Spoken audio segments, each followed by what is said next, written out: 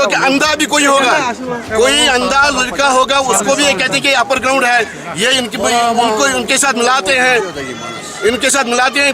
देखो यहाँ तो ये तो सीधी सी बात है। कल जो ये लड़के यहाँ से जा रहे थे, इनके साथ जो दूसरा था वो शाहनवाज, वो इनके घर में पिछले 10 सालों से काम कर रहा है। बिल्कुल गरीब आदमी है, उनका कोई सहारा नहीं है। क्या वो भी अपर ग्राउंड था? हम घर में बैठे थे शाम के वक्त और अचानक इसके मोबाइल का स्विच ऑफ हो गया।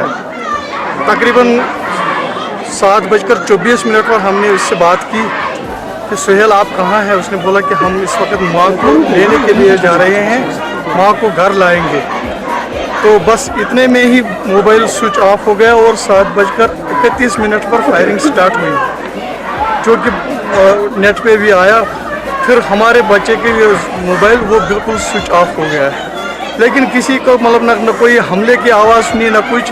बिल्कुल 2 गाड़ी एक ही रोड पर लगी थी, पहले वाली तो वैगनआर थी, उसमें भी कुछ शहीद हो गए हैं। और जो हमारी गाड़ी थी, ये एक इन मजदूरों को घर मतलब छोड़ने के लिए गए थे और अपनी माँ उसकी बेटी के घर में गई थी। पहले जो हमने घनाखोरा में वाक़ा हुआ, उस वक्त बीजेपी वालों ने बोला इन्होंने पत्थर मारे। ठीक है, चलो उन्होंने पत्थर मारे, ना FR काटना का ना कुछ, चलो वो मुलविस थे, पत्थर उनके हाथ में थे। लेकिन इन 5 के हाथों में क्या था? पत्थर था। रात के अंधेरे में क्या था उसके हाथ में?